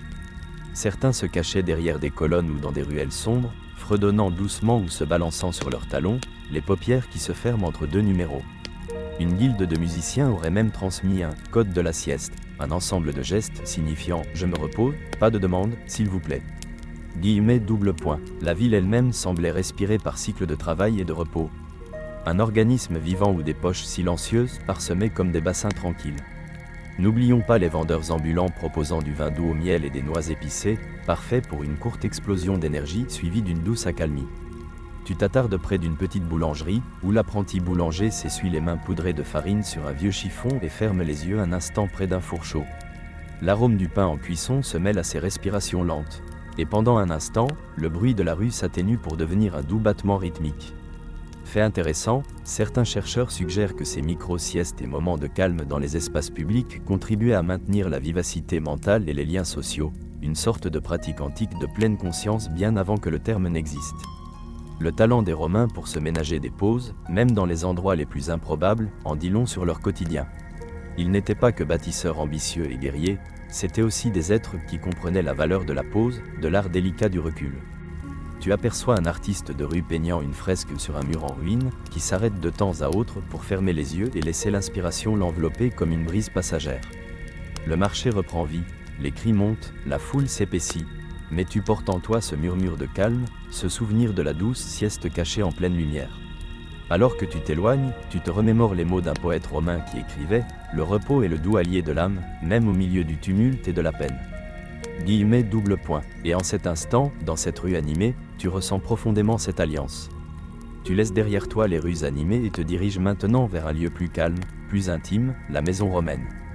Contrairement aux termes publics ou au marché bruyant, ici, dans la Domus, le repos revêt une dimension plus personnelle, presque rituelle, soigneusement tissée dans la trame de la vie familiale. Tu pousses une porte en bois, dont les gonds grincent doucement, et pénètres dans un atrium à l'ombre. L'air est chargé d'une légère odeur de lampe à huile d'olive et d'herbes fraîches suspendues près de l'âtre. Le sol de pierre est frais sous tes pieds, offrant un contraste bienvenu avec la chaleur du soleil à l'extérieur. Ici, la sieste n'était pas seulement un luxe, c'était un art transmis de génération en génération. Les Romains appréciaient la meridiatio, leur sieste de midi, et les maisons étaient conçues en fonction de cette habitude. Tu jettes un coup d'œil vers un canapé bas, recouvert de plaids de laine tissée, un endroit prisé par le pater familia pour s'allonger après le repas de midi. Les coussins sont moelleux, garnis de plumes ou de laine, conçus pour le confort plutôt que pour l'apparat. Il est facile d'imaginer s'y laisser glisser dans une douce somnolence, les bruits lointains de la rue étouffés par les murs épais et les rideaux. La meridiatio était plus qu'un simple repos, c'était une pause sacrée dans le rythme de la journée. Certains Romains la chronométraient précisément, permettant au corps de se réinitialiser avant de reprendre les tâches de l'après-midi. Le rituel comprenait même une collation légère, peut-être une poignée de figues séchées ou une gorgée de vin dilué avec de l'eau. Un détail amusant, certaines familles conservaient de petites statuettes de Somnus ou Hypnos près du canapé de la sieste, censées bénir le dormeur de rêves paisibles. Tu pourrais apercevoir une minuscule figurine en argile, ailée ou au visage endormi, veillant silencieusement sur le repos du foyer. Les historiens débattent encore pour savoir si la meridiatio était pratiquée universellement ou surtout parmi les riches. Tandis que l'élite disposait de vastes demeures et de serviteurs pour garantir le silence, les preuves indiquent que même les Romains ordinaires s'octroyaient des instants de repos quand ils le pouvaient. Tu te diriges vers la cuisine, où l'arôme des herbes mijote doucement. Non loin, une femme s'affaire à un petit métier à tisser, créant des étoffes tandis que son tout petit sommeille à ses côtés. La maison vibre de doux murmures, le crépitement du feu, le chuchotement d'une conversation calme. Le léger tapotement des sandales sur la pierre. Le sommeil n'était pas perçu comme passif ou paresseux, il était régénérateur. Le moyen du corps de se rééquilibrer après les efforts du matin. Tu t'arrêtes près d'une petite table où reposent des lampes à huile et des rouleaux de parchemin. Certains Romains croyaient que lire de la poésie ou de la philosophie avant une sieste pouvait orienter les rêves vers la sagesse ou l'intuition. Imagine-toi sombrer dans le sommeil au rythme doux de Virgile ou d'Ovide résonnant encore à tes oreilles. Parfois, les esclaves du foyer jouaient un rôle dans la méditation. Ils pouvaient doucement éventer le membre de la famille endormi ou préparer une compresse rafraîchissante parfumée à la menthe et à la rose pour le réveiller plus tard. Un équilibre délicat entre respect et service. Un mythe amusant raconte qu'un empereur romain aurait promulgué une loi sur les heures de sieste, nommant des inspecteurs officiels, les somniorum magistri, chargés de veiller à ce qu'aucun citoyen ne saute sa pause de midi. Si cette histoire est sans doute exagérée, elle illustre à quel point la culture prenait le repos au sérieux. Alors que la lumière de l'après-midi filtre à travers les fenêtres, tu te laisses doucement porter par ce même rythme apaisant. Le murmure de la vie domestique devient une berceuse, et le poids de la journée s'allège doucement. Dans ce petit sanctuaire, tu te souviens que même les Romains les plus ambitieux chérissaient les moments de calme et de restauration. Le sommeil était un fil dans leur tapisserie, tissé avec soin et respect. Le jour continue son cours à l'extérieur, mais ici, au cœur du foyer, le temps ralentit juste assez pour respirer. Alors que le soleil commence à se coucher derrière les toits en terre cuite de la Rome antique, projetant de longues ombres douces à travers la ville, tu te laisses doucement porter vers un dernier refuge tranquille, le monde érudit de la philosophie et de la médecine romaine, où les idées sur le sommeil et le repos coulent comme des ruisseaux paisibles à travers les siècles. Tu t'installes dans un cabinet d'études frais en pierre, l'odeur du parchemin et de l'encre flottant encore dans l'air. Des rouleaux et des tablettes sont soigneusement empilés, l'écriture fanée des sages hommes et femmes murmurant leurs secrets. Dans ce havre de calme, le sommeil n'est pas seulement une nécessité biologique, c'est un sujet de profonde réflexion. Des philosophes comme Sénèque et Galien ont écrit sur les vertus du repos, son lien avec l'âme, et les dangers de le négliger. Sénèque, par exemple, déconseillait les excès des veillées tardives et encourageait ses lecteurs à respecter les rythmes naturels du corps. Il croyait qu'un repos adéquat aiguisait l'esprit et renforçait la vertu, aidant à affronter les défis de la vie avec clarté et sérénité. De son côté, Galien, le célèbre médecin, développa des théories détaillées sur le rôle du sommeil dans l'équilibre des humeurs du corps, ce concept antique des fluides gouvernant la santé. Il recommandait des positions de sommeil spécifiques et des routines du coucher pour favoriser le meilleur repos. Imagine le parfum doux de la lavande ou de la camomille, utilisé pour apaiser les esprits agités il y a 2 millénaires déjà. Un détail amusant, certains médecins romains suggéraient un petit oreiller rempli d'herbes écrasées ou même de menthe moulue pour encourager les rêves agréables et chasser les cauchemars.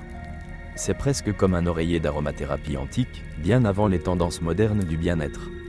Les historiens débattent encore pour savoir si ces vues médicales et philosophiques étaient réservées à l'élite ou si les Romains ordinaires en absorbaient les idées par des pratiques quotidiennes et des traditions orales. Tu imagines un étudiant en philosophie allongé sur un simple canapé, les yeux à demi clos, méditant sur la nature des rêves et de la conscience, tandis que les bruits de la ville s'estompent en un murmure lointain. Dans ce monde réfléchi, le sommeil devient un pont entre le physique et le spirituel. Les Romains croyaient que les rêves pouvaient révéler des vérités cachées ou des messages divins, faisant du repos un moment de mystère et de possibles révélations. Pourtant, malgré ces idées élevées, le côté pratique des habitudes de sommeil romaines demeure évident. Inspecteur de sieste, sommeil au terme, micro-sieste au marché, méridiatio en famille, tout cela témoigne d'une culture qui respectait la douce nécessité du repos au milieu de l'ambition et du labeur quotidien. Alors que tu t'apprêtes à quitter ce cabinet serein, tu sens la lente marée du sommeil tirer doucement sur tes paupières, rappelle que l'art de bien se reposer est aussi intemporel que les pierres sous tes pieds. Dehors, la ville s'apaise, les lampes s'allument en tremblant, et le doux chœur des insectes nocturnes commence. Dans le silence de cet instant, souviens-toi, les Romains, comme toi, avaient besoin de leur repos. C'était, et cela reste, le plus vrai luxe de la vie. Maintenant, tamise les lumières, allume peut-être un ventilateur pour ce doux bourdonnement de fond, et laissons-nous glisser ensemble dans le voyage de la nuit. Le jour s'est doucement effacé, et tu te laisses porter sur les vagues calmes de la pensée tranquille et des doux souvenirs. Imagine la chaleur d'une maison romaine s'installant dans le crépuscule, la lueur rassurante des lampes projetant des ombres qui dansent comme des murmures antiques. Ta respiration ralentit, devient profonde et régulière, tandis que les soucis du monde éveillé se dissolvent dans un silence paisible. Le bourdonnement de la ville s'efface en un murmure lointain, remplacé par le rythme constant de ton propre cœur, un tambour apaisant qui t'entraîne plus loin vers le repos. Laisse les moments calmes de l'histoire t'envelopper comme une douce couverture, les échos des siècles te portant doucement vers le sommeil. Ressens le réconfort de savoir que le monde antique, avec toutes ses grandes histoires et ses petits détails, chérissait aussi le simple don de la pause. Le repos est le fil qui nous relie à travers le temps, te liant à un monde où les siestes étaient sacrées, où les rêves guidaient, et où chaque souffle était une chance de se renouveler. Maintenant, laisse ton esprit vagabonder doucement, tandis que la nuit t'enlace de son calme apaisant. Dors bien, et fais de doux rêves.